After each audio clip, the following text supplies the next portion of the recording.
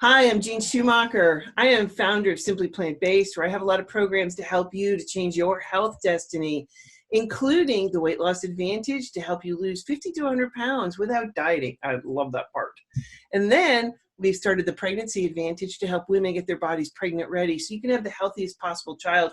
Or if you're having trouble conceiving, we got you covered. So today I have the pleasure of connecting with the plant-based sisters, Betsy and Amy Bruns. Betsy is a wellness educator at Vegsetter LLC. She's a Food for Life Facilitator. She does tapping and Emotional Freedom Practitioner as well. And Betsy guides and inspires clients to shift their behavior to healthier habits by first meeting with them where they're at and then co-creating step-by-step changes. Whether working with clients individually or teaching Food for Life workshops in the community or corporate settings, Betsy helps people to get nourished, thrive, and flourish on a plant-based diet. So Amy is also a food advocate with the most extraordinarily incredible health story. I mean, her recovery is strictly through faith and food after 40 years of major illness, near death, darkness, and very intense despair. With Betsy's guidance and inspiration, Amy was able to recover her life and join Betsy in her mission. So ladies, thank you so much for taking the time to be with me here today. Thank you, Jean. So, okay, I'm throwing this out there to both of you. How did you get to be known as the Plant-Based Sisters? What happened? How'd that happen? Well, I'll go first because my plant-based journey started first. So my story began January 1st, 2012, when I woke up, watched a movie, and my life forever changed. And the movie was about Temple Grandin's life, which has nothing to do with food, nothing to do with nutrition. But it was a story about how really industrial factory farming really kicked off through her invention, which was the goal of it was to get a lot more cattle into the slaughterhouses much more quickly and, in her view, more humanely. So my journey started off one of compassion, because after that movie, I never wanted to eat meat again. And I started off my vegetarian journey, which was a winding road, Jean. It was not simply plant-based. It was very complicated. I didn't have people around that I knew of that I could go to help me in the journey. And so I took a wrong turn by eating more dairy and eggs in the beginning, which really led me down a road of feeling worse than I did before. And I went down the rabbit hole of nutrition and found the wellspring of whole food plant-based nutrition after lots of trial and error and study. And I realized that getting all animal foods out of my diet and eating as clean as possible was the wellspring of health. And I had been searching for this my whole life, and I accidentally backed into it by becoming a more compassionate human being. So of course I wanted to prophesize what I had discovered. And in 2014, my mom came to live with us, and she was very ill at the time. Had a whole litany of health conditions. The pain issue was the biggest issue. She was debilitated in bed, taking pain medications, and not able to move around this very hard, cold winter. And she had all kinds of things like diabetes, COPD, high blood pressure, fibromyalgia. And I had her captive for 4 months. And in that 4 months, it was like, think about a plant that you neglect and it's all shriveled and you think, oh my gosh, it's too far gone. There's no hope. I've neglected this plant and there's no coming back from it. And that's kind of where my mom was at that time. And she lived with us for 4 months. And because she ate plant-based, it was like she flourished. She didn't have a choice. No. You're right. I was feeding her. Unfortunately, though, and this is 2 years into my journey, 2014, she did not continue that lifestyle when she went back home. But didn't she see any changes? She did, and she was so grateful, and she felt so amazing. And that's where we see a lot of people go. They find this wellspring of health, this miraculous healing of food, but not everybody can stay the course, and she didn't. And in the same year, my sister, and she'll tell her story, had a heart attack. And so that year I was trying to really bring both of them along with me on this journey, unsuccessfully, until we forward to 2016, when my mom now is dying of colon cancer. And my sister and I always wonder, if she had stayed the course, would she have, progressed in her disease and created colon cancer in her life? We'll never know. But that was a motivation for my sister to finally listen after my mom's cancer journey and follow the path to health through whole food, plant-based eating, which she'll explain. What I want to emphasize is the caregiver perspective, because from my perspective as a caregiver, I just wanted my loved ones to be healthy, and I had found something that was so amazing. I know. I want to scream it from the rooftops. Absolutely. And Aimee finally listened, and her story is so amazing. And we are both motivated because our mother really inspired the plant-based story. It was a catalyst for Aimee to see what mom went through, and knowing she did not want to experience that. So she had an amazing transformation. She has stuck with it, and we've been telling the story ever since. And what's really, really interesting about this is, in the beginning, Aimee couldn't tell her story. I had to almost trick her into telling her story because I knew how powerful it was. And on her first birthday, I took her to listen to Rip Esselstyn speak at a Whole Foods.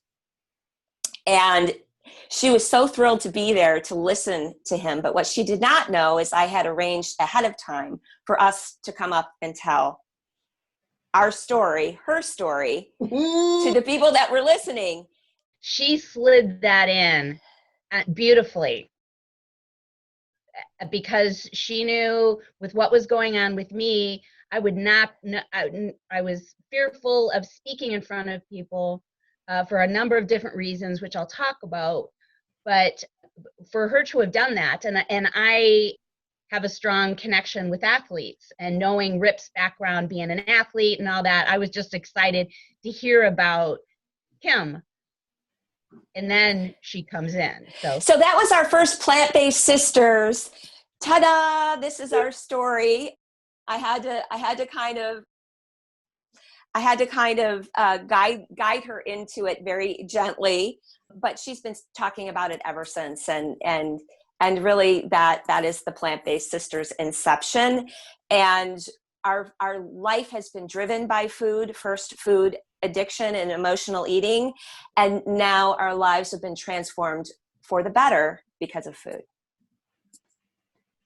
Well, Aimee, your story is like amazing.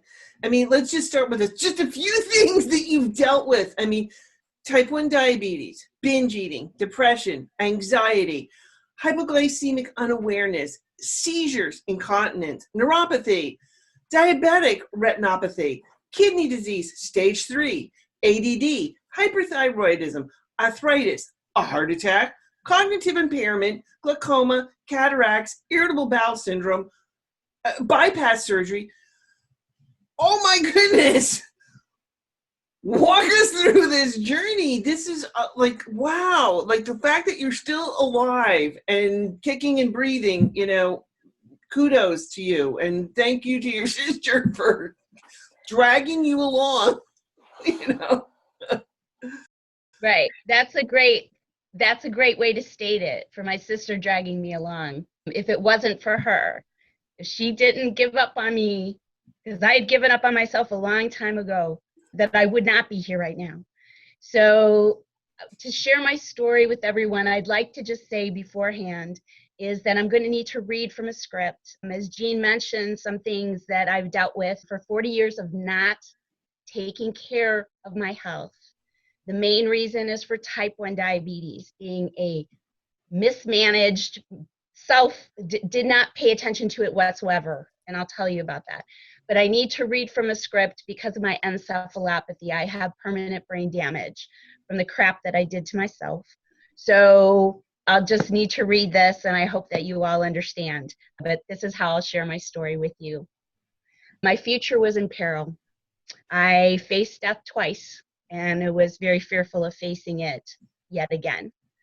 My story of major health recovery is about finding faith and food in my 50s after nearly a lifetime of darkness and despair. It's also about my sister's love and devotion to heal with food. A long, long time ago, after a year of pre-diabetes, I was diagnosed as a type 1 diabetic at the age of 15. Type 1 diabetes is a chronic, debilitating, difficult to manage disease that has absolutely no cure. I hated it. I hated everything about it. I was already an angry teenager. I had not gotten over my parents' divorce at the age of 9. And we all know teenagers, a lot of us were pretty angry, and I most certainly was. I was also an athlete. This diabetes, what I heard when I was diagnosed, kind of took my sports away from me. That's what I heard. That maybe was told to me, but that's what I heard. So during a long hospital stay, after I was diagnosed, I was told to manage every single aspect of my very young life for the rest of my life, especially the gazillion finger pricks and insulin injections, which much later, it took me 30 years to get an insulin pump. I was that adamant to fight against this disease. But that insulin pump and those insulin injections were needed 24/7 just to keep me alive. And just by having this disease, my life would be shortened. From that moment on, I rebelled every single step of the way, and I paid dearly for it. Over the next 40 years, that rebellion grew, and with it, so did my medical and mental diseases. I was a binge drinker.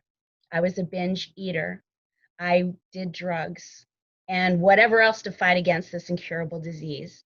I spent a great deal of time in doctors' offices, hospitals, ambulances, emergency rooms with people 30, 40, and 50 years older than me dealing with the same diseases that I was. My list of diseases was long and started in my early 20s. So to give you an idea, Jean mentioned a few of them. I'll go through the list really quickly. And these are in chronological order. And I'll tell you why I had to start making this list for myself, which I'll show you right here. I had to do this to organize things because at the time, this goes back to 1978 when I was diagnosed, there wasn't a lot of connection with the various different specialists I had to go to. So I had to make up my own list. So here we go.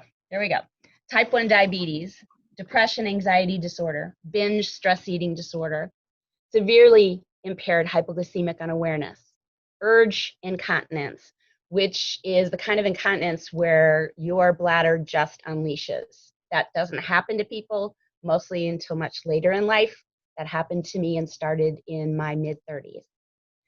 Autonomatic neuropathy, diabetic retinopathy, hypoglycemic seizures, kidney disease, chronic, stage 3, ADD, mild cognitive impairment, chronic peripheral neuropathy, hypothyroidism, Hashimoto's disease.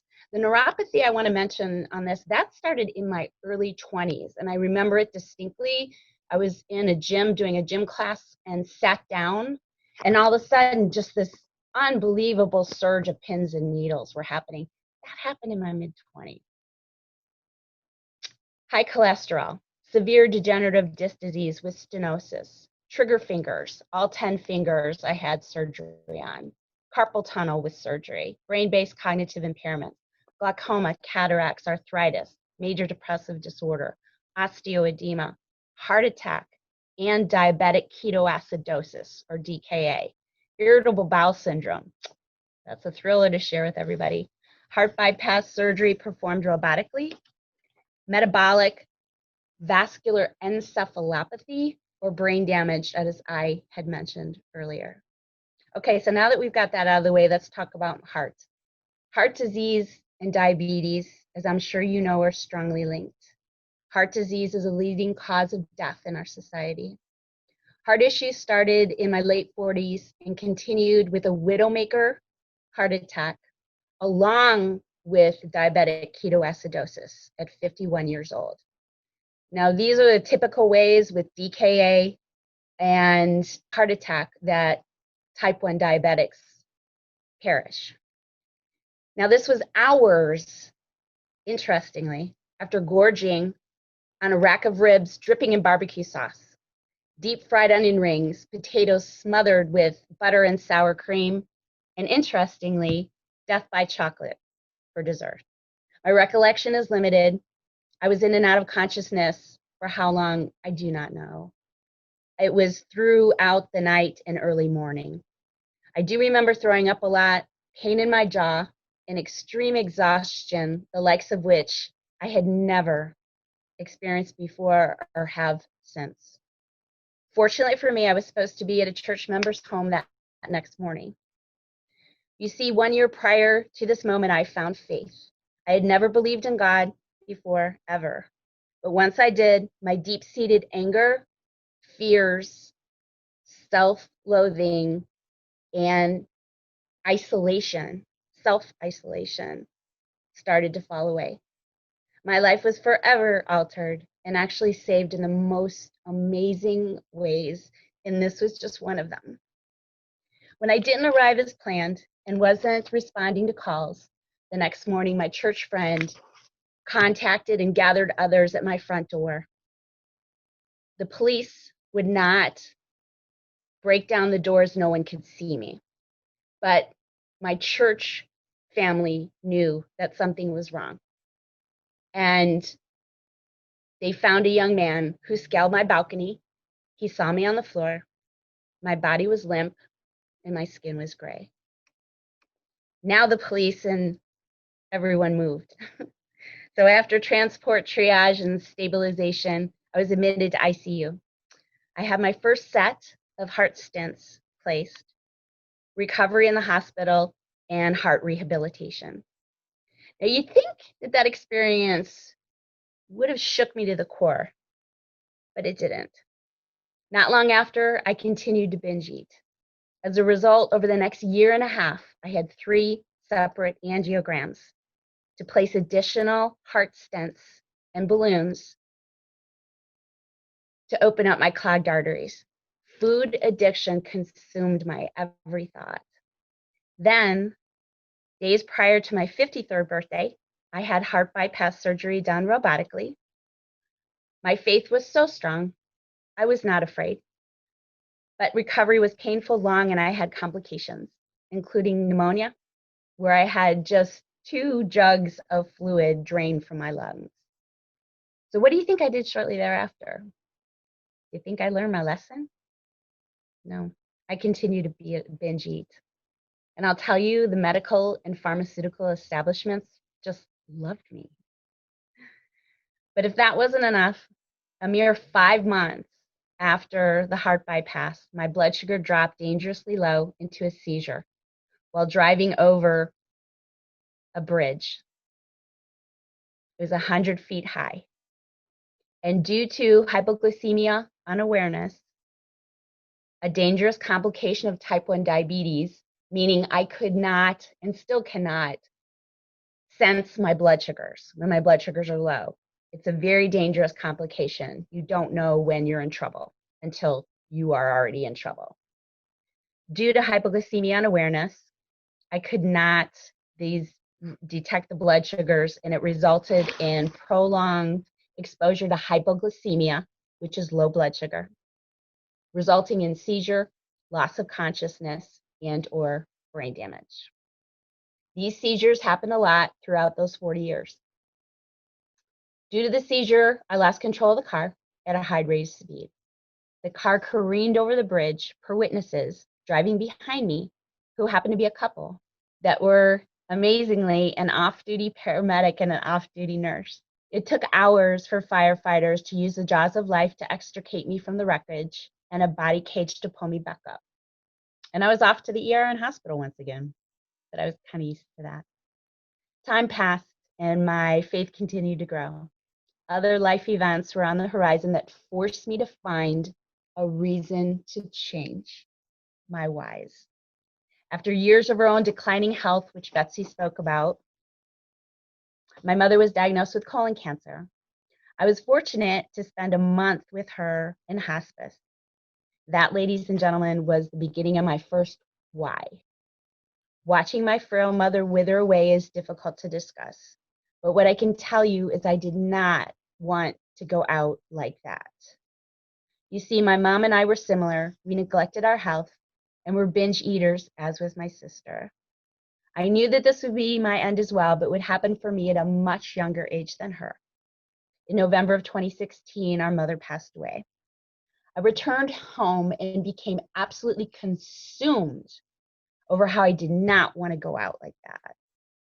I looked back on the years and years that my sister encouraged me to change what I eat, as she has done.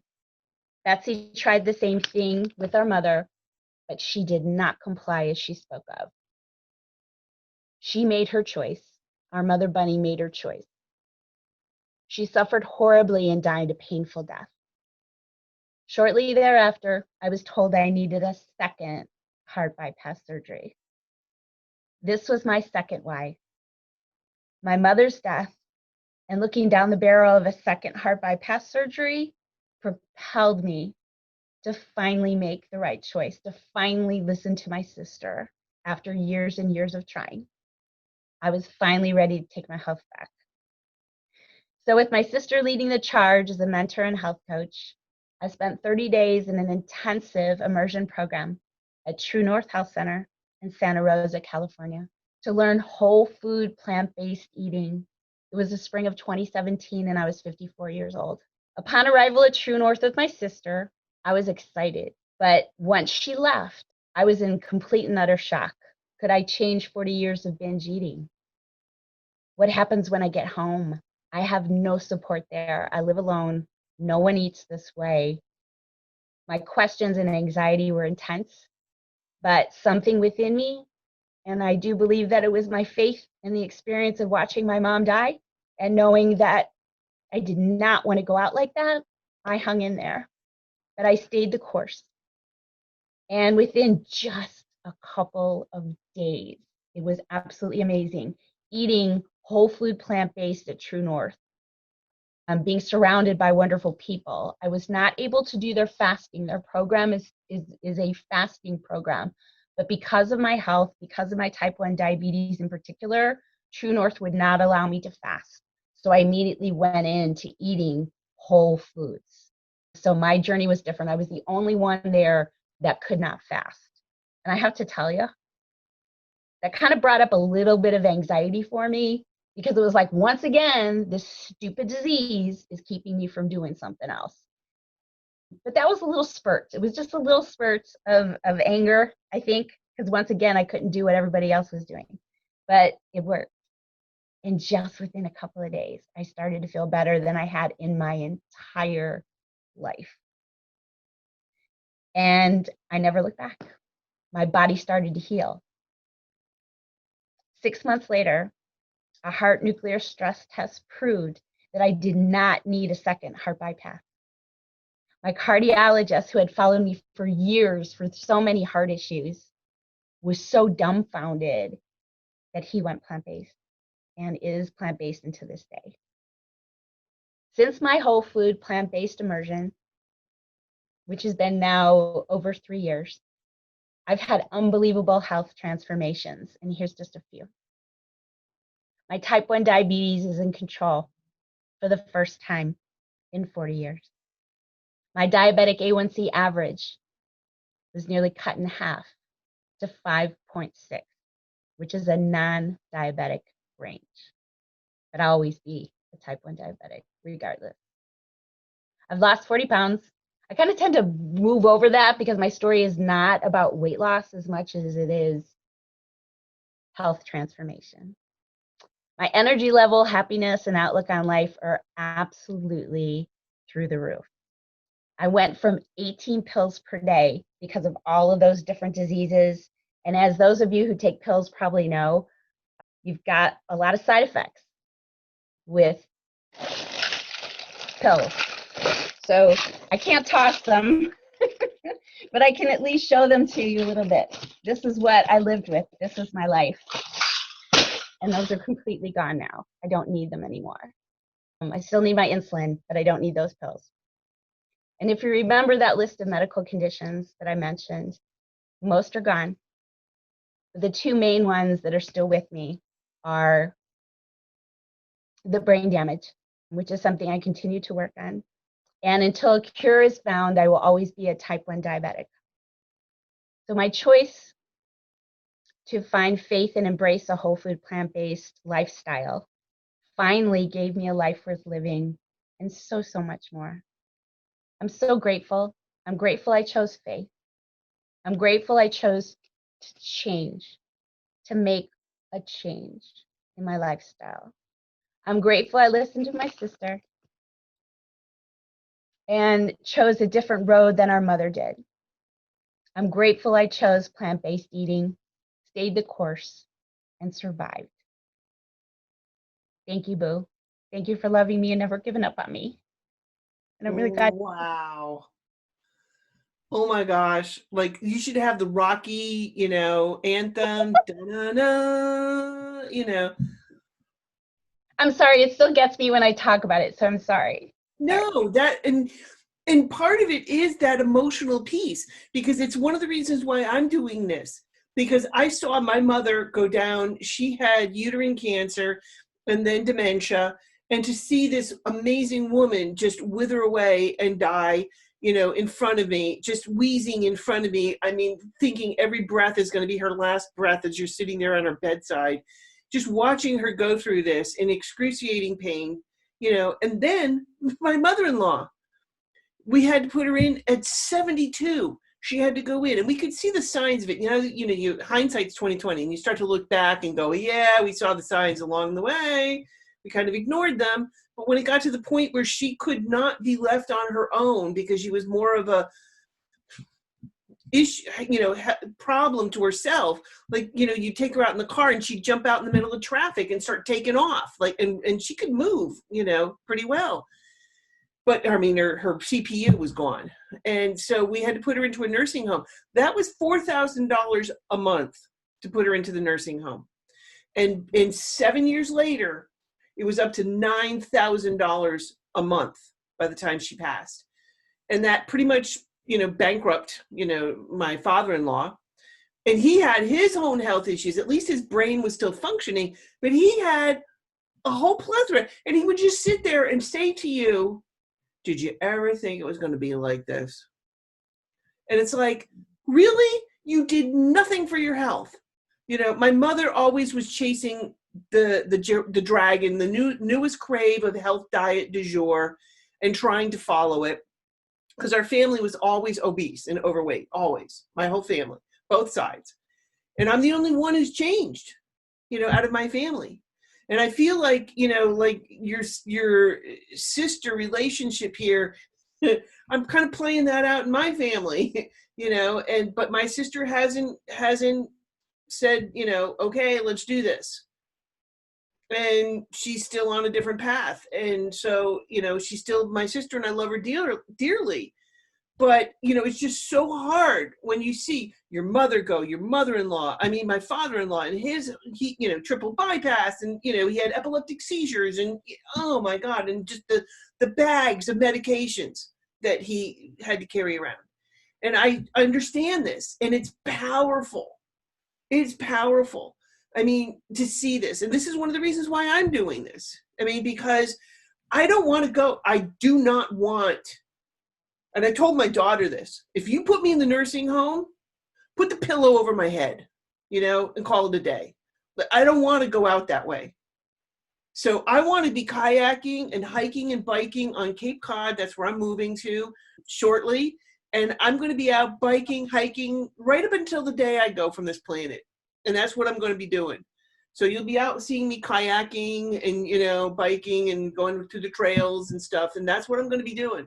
because I am determined, like you ladies are, to take charge of my health. And when you learn about this through a whole food plant-based lifestyle and how powerful it is, it's huge. And I just did an interview with Dr. David Danaev about doing the smoothies and incorporating that. He did a study, and in 7 days, people on the SAD diet, people eating regular SAD diet, in 7 days saw a phenomenal decrease in inflammation in just 7 days by just adding a smoothie to their diet, because it's hyperalimentation and getting that into your system. So he saw that, and I do it too, and I've seen changes in myself, my bone density and everything else. So we're still learning. Every day I learn. Every day I'm interviewing people and getting inspiration and learning, because there's so much to learn. There really is. It's not just like, I'm going to go eat some kale today. There's a lot. We didn't come out of the chute with an owner's manual, I wish we did, but there's no owner's manual here. Okay. There's no owner's manual. You're so right, Jean. And if I love the way you described how the impact of your loved ones has impacted you. And that's something that Betsy and I really think a lot about, because I can tell you, as I was going through those 40 years of stuff, me being the sick one, I can say just for myself that I didn't see the impact I was having on my loved ones. I couldn't see it. It's like you've got blinders on, you're in your own pain, you're in your own illness, like boohoo me, constant, and the depression, which was so debilitating for me, I was hospitalized for it, really plays a huge factor. But once, and I think that's why when I saw how my mother's illness, and I could see my mother's illness and the impact that had on my sister, that truly is what inspired me, because I did not want my sister, because I could envision it. It was like I have these visions of like her then doing the same thing for me. And I saw that, and I just would not, that is what is so strong within me that said, finally, not only do I not want to take my mother's path, I don't want to go there. Do not want to end my life that way, but I don't want my sister to be impacted and the loved ones. And I lived a very isolated life, so I did not have a lot of people around me. I didn't allow it, but I could see the pain in her. So if for anyone who's having difficulty sticking with or jumping on board different lifestyle, be it the way to eat, as we're talking about with whole food plant-based eating, or with exercise, or with helping with depression, your mental health, think about your loved ones. Think about those who are around you, and they may not be able to talk to you about it. They may be on, what do you call eggshells. Eggshells. Maybe on eggshells around walking on eggshells, right? Around the person. And I think Betsy could probably speak to that about me, because I really, no one could talk to me about this, and even if they did, but Betsy, maybe you can share a little bit about that. Yeah, I mean, Plant-Based Sisters is about family, right? And this is something that we don't hear a lot about in the plant-based community.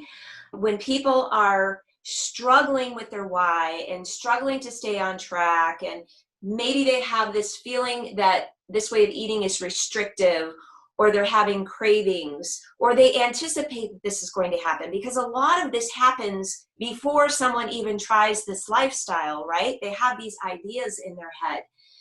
But if you're struggling with health issues, if you've got children that you're caring for, or parents that you're caring for, and you are dealing with a health issue, think about the impact that your life has on your loved ones. And if you are being cared for by someone else, think about what your choices are doing to them. And Aimee can see this perspective now, that that she had in her life was because of her choices that she made. And sometimes we just don't know any better. We don't know any better. But if you know now, the message is take that information and run with it and try it. Because this is just so incredibly healing and powerful. And if you think it's difficult to just try plant-based eating for 21 days or to stay the course, how hard is it to struggle with your health issue? How difficult is it for you to placing that responsibility on your loved ones? And what choice is really going to make your life better and your family's lives better? It's true. I mean, you spot on, nailed it. I mean, it's so many things. I mean, your health is worth working for. And no one is going to take charge of it except you. There's no one else. You're driving the bus. And and I think sometimes, like, for me, my journey started with a trip to the emergency room. And I think of it as like the universe lining up and providing me with the right people. Because I think, like Aimee, I think he needed to get my attention, and it's like, do I have your attention? Yes, sir. You have my attention. And he sent me someone that was not only just a medical doctor, but she was a nutritionist, which, as you both know, is rare to have a doctor who knows that the food or fuel that is running this high performance vehicle has an impact. And she kept coming in asking me every time she came in to see me, what do you eat? Tell me about your diet. Tell me about your lifestyle. And finally, sometimes you have to hit me over the head with a 2x4, Boom. Oh yes, you have my attention now. And that's what happened. And she guided me and started me on Prevent and Reverse Heart Disease by Dr. Caldwell Esselstyn. And the rest is history, because I haven't looked back. Because once you know this information, you're like, really? Are you kidding me? Like, why has this information not been out there into the public? And that's why I do like a lot of these videos and interact with people, because we have to get this message out there, because it's not going to come from the top down, just saying. I mean, it's got to be a grassroots movement, and to hear this information. Absolutely. And I think that was another that put fire in my belly too, is this information it's not being disseminated. And even though through my journey with my mom's health issues and ultimately passing, and Aimee's health issues, there were so many hospitalizations. So in 2014, I felt like, I set up camp in hospitals probably a good percentage of that year, between surgeries and chemo and heart bypasses and, car accidents and, all these things that were happening. And I was having conversations with the medical staff. I was having conversations with her cardiologists, and not to blame the medical community, because they're within a system that teaches a certain way and they don't get the nutritional education. But when I would have these conversations, it was just either blank stare or crickets. It was, no, this food really doesn't have an impact on, the healing process. And boy, did Aimee prove that wrong. Right. The medical, not to deny the medical practice, because they have kept you alive, but once you changed and put the right fuel into your body just went, thank you, God, now we can get on with this healing business, and it's so powerful. It really Jean, is. I love the way that you just said that, because again, as binge eating was that was life, eating crap, and most crap, the standard American diet, but real crap. I mean, I was eating junk constantly because blood sugars were swinging. I mean, I can only see that now. I didn't see it then. So I'd love to talk to the diabetic community to say, if you're entrenched in that eating junk, and I talk to a lot of people about that, it's because your body is trying to tell you something, and it's kind of if I will call the adversary that's throwing all this junk food your way and say, oh, this is what's going to help you. But as my experience said, so food either can heal you, as we know, or can most definitely harm you. And then what brings with that then is all the surgeries and the medication and all that. Then that brings you down a whole other tumble. But it's the food. Food is so powerful, and getting the crap out of my system. And just within a couple days at True North, for me to have felt so much better, that was just like, bingo, that's it. What Betsy had told me all along, that's it. It's the freaking food. It's the food. And I would like to back up to the age of 16 in my experience. So Aimee and I have had such an emotional attachment to eating and toxic food. And if we can overcome this, anyone can, because I believe, it's the act of eating this toxic food that makes us want more of it. What you eat today, you're going to crave tomorrow. And Right. when you start removing these foods from your diet, from your life, they don't have the pull that they once had. But the pull was so strong for me. I started emotionally overeating and binge eating at the age 12. I went into depression. By the age of 16, I was suicidal. And this is a very serious story, but my depression was so severe that I decided that I was ending my life at the age of 16. And so after taking a whole bottle of antidepressants and waiting to die, the pull was so strong that I saw a coffee cake on the counter. I was all alone at home. Everybody had gone to school and work, and my mom had made a coffee cake that morning. And I was just so compelled by my binging that even in the face of death, that was something that drew me in, and I ate that whole coffee cake. And ironically, it saved my life because it slowed down the digestion of the pills enough for them to find me alive. I still flatlined. I technically died that day. But that was the beginning of a journey that lasted a few decades. I struggled with mood. I struggled with different yo-yo aspects of dieting and food until I found a plant-based diet. But it is truly, truly amazing on so many levels. And no matter how much you think there's a certain food in your life that you can't live without, I beg to differ. I think you can. Wow. That was powerful. Oh my God. And I understand about that binge eating. I've been there, done that.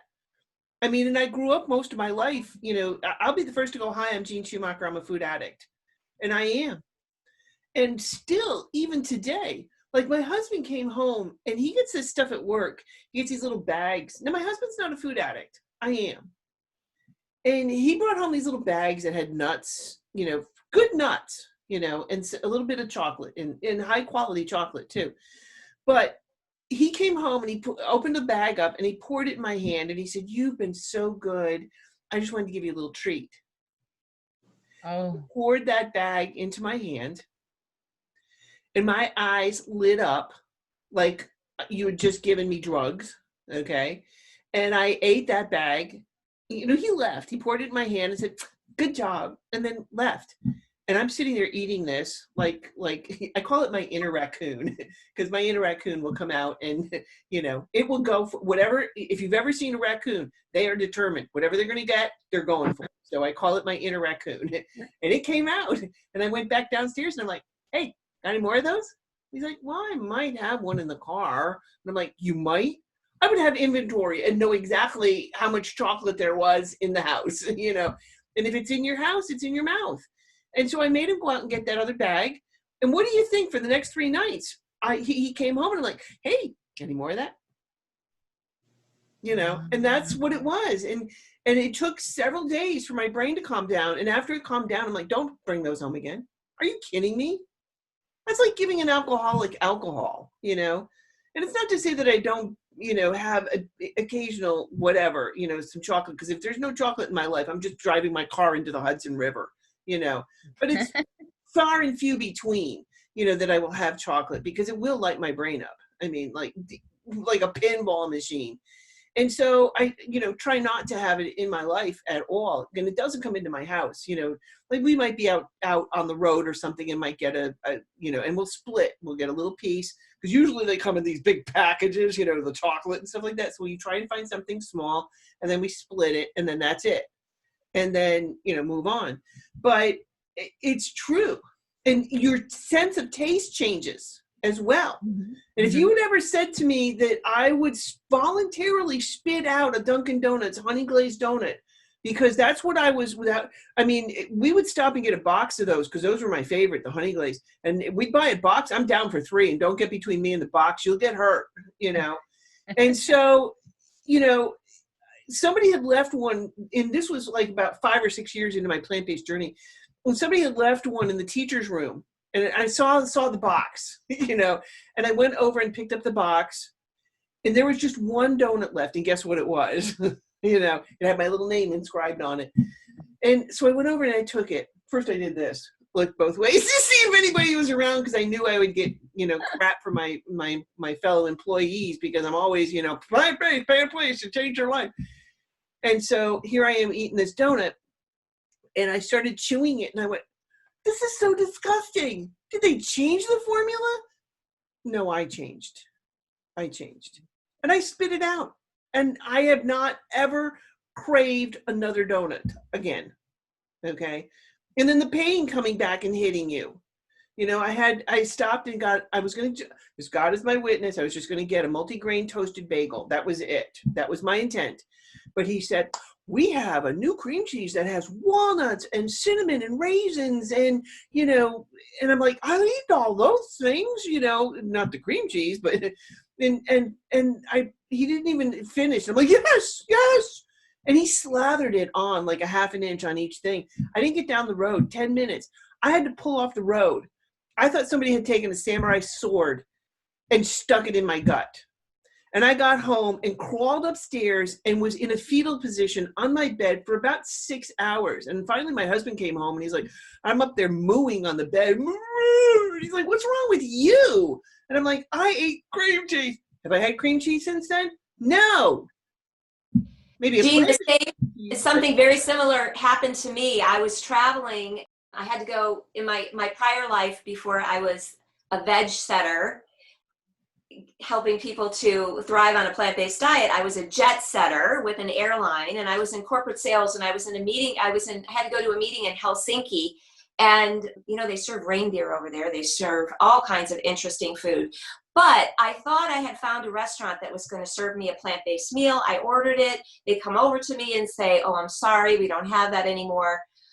They gave me another option, which had goat cheese in it. And I thought, well, it's starve or eat this meal. And I tried to pick out as much of the goat cheese as possible. And I got so sick, I almost had to miss the meeting that I flew halfway across the world to go attend. It was so severe and violent. It was an experience I don't want to repeat again. Right? Yeah. It's powerful. It's pretty motivated.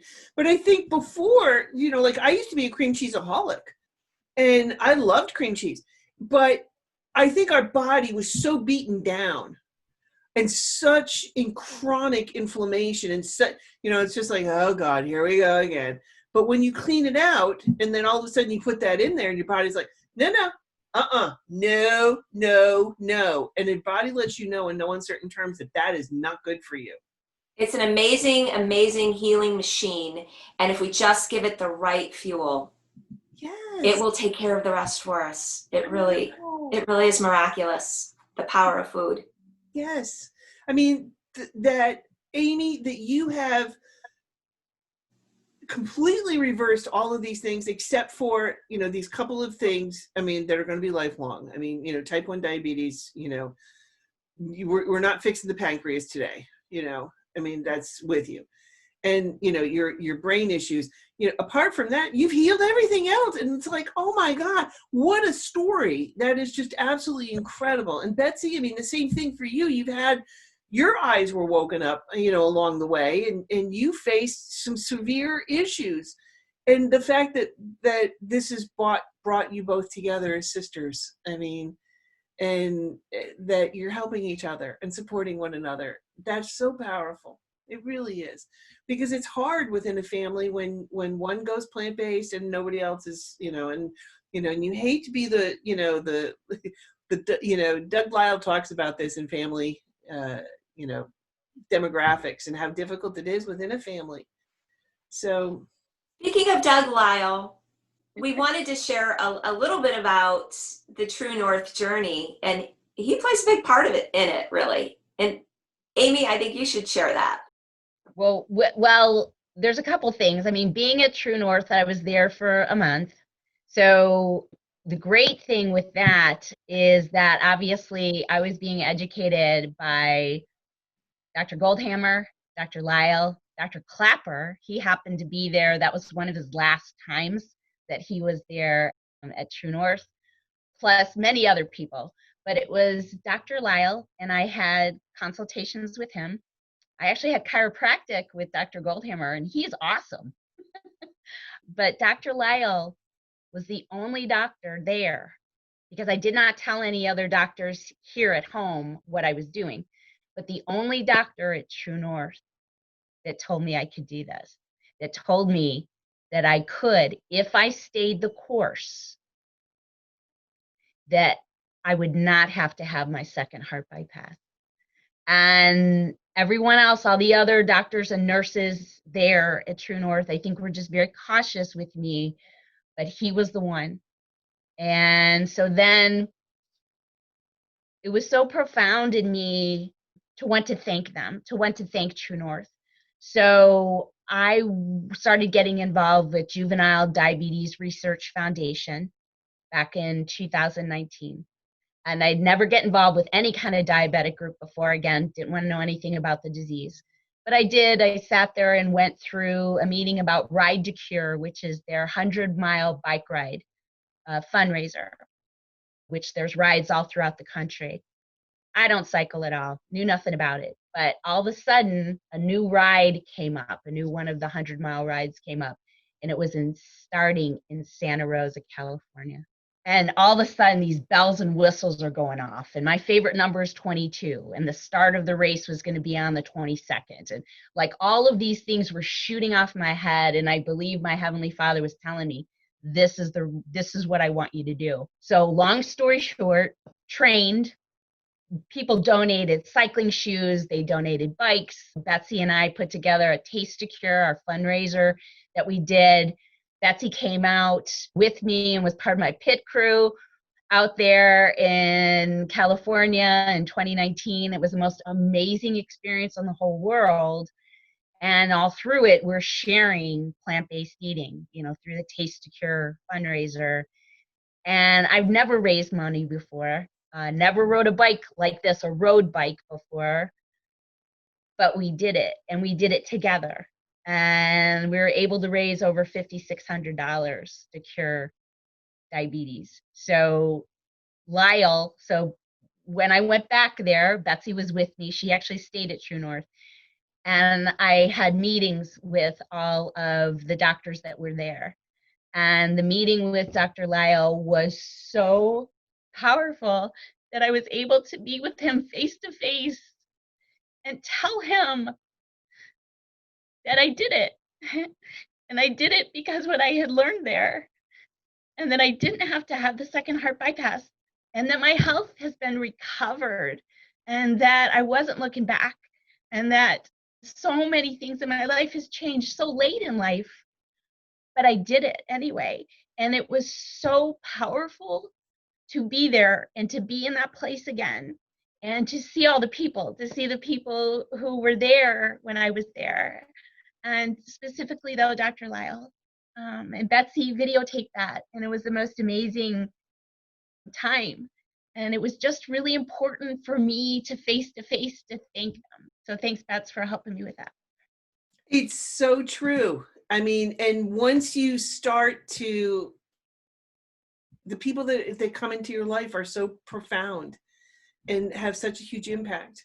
And I think this is one of the reasons why, Dr. Deborah Shapiro and I started the Pregnancy Advantage, is because we wanted to help women to get their bodies cleaned out before they got pregnant. because I would see it in the class. She was seeing it coming, the kids coming out of the chute, you know, she was catching them as they were coming out, already toxic. And then I saw them in the classroom dealing with, you know, so many learning issues and behavior problems and health issues. A third of my class on any given day was dealing with chronic major health issues. You know, at a time when you're supposed to be in your teenage years, you're supposed to be in the healthiest shape of your life. Right. And here these kids were dealing with chronic issues all the time, which, you know, then affected their attendance and ability to function. And, you know, I mean, according to the CDC, 1 out of 54 children now are autistic. What? Growing up, I was born in 1960. I never saw an autistic child until the 1990s. Now it's 1 out of 54. So I teach about what I call the trifecta. You have to change what goes in. So food and drink, okay? Then you have to change what goes on. So literally in 26 seconds, you are going to have anything that you put on your body, it's going to be in your bloodstream. And a lot of these chemicals, there's 2 types. Okay, this is my chemistry background. 2 types of chemicals. There's fat soluble, water soluble. So if it's water soluble, you're peeing it out. Okay, fine. But if it's fat soluble, it's going into your cells. And it's causing issues and health problems that we have no clue about. You know, things like, for example, parabens. Don't even get me started talking about them because we'll never finish. But you have to understand about these toxins. Then you have to exercise. I mean, there's just no getting around that. So those are my 3 basic, what I call the trifecta, the 3 pillars of things. You have to have these in place to have good health. So, wow. I'm going to throw this out there. What advice can you give to others who are struggling with either a plant-based diet or staying plant-based or this decision to go plant-based? What advice can you give? I would just like to, before I comment on that, I'm so grateful. I'm so incredibly grateful that my sister took this path. I am so grateful that I recognized and I woke up to the power of food.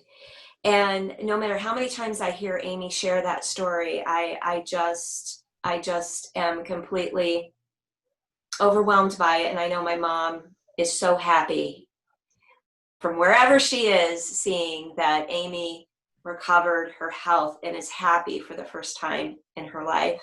So I would say, try it.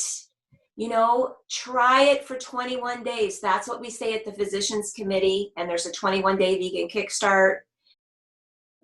Jean, you have wonderful programs. There's so much out there. There's so much information. There's so much help that I was not aware of in my journey. Right. And it would be so much easier if I had a hand, to hold, or someone to guide me, or just better guidance all the way around.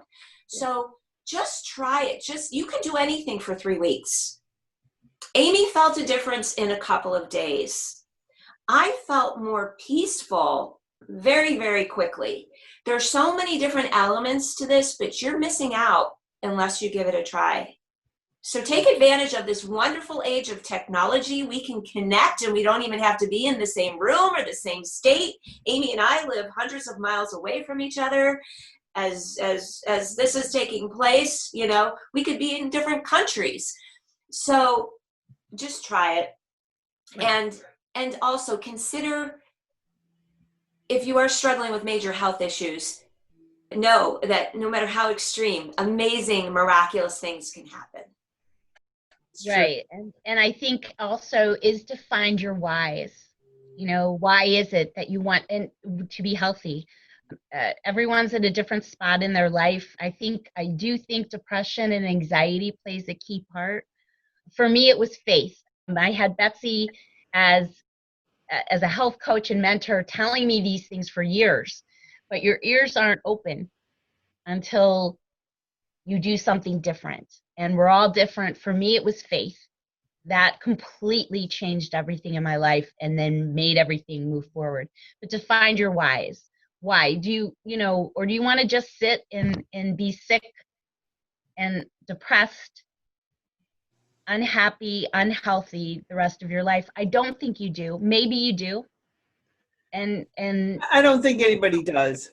I think, but through depression though, again, blinds us. Yes. It really blinds us. So I guess I say that, maybe I said it incorrectly, but I think we can't see forward. It's too difficult to see. Right. But you can do it. You can. But find your whys. Find your whys. Know the impact. Know the impact that it's having not only in your body, but those around you. And reach out, as Betsy said. There's so much out there with Jean, with Betsy, with other people, with other programs. But just try it. But I mean, truly try it. Because for me, I'm the type of person that 100% works for me. I'm not somebody who can just tiptoe. Betsy, of some sorts, tiptoed. That is not something that worked for my personality. So know yourself. Know what motivates you. Know what could work for you. But try it with all of your being. Try it. And I know it will make a difference in your life. Well, that's one of the things when I first encounter people, I ask them, what is your why? Because if you don't have your why, don't even waste my time, your time, just go back to what you're doing. Because unless you know your why, you're not ready to change. And you have to be ready to change. And that's part of the big piece.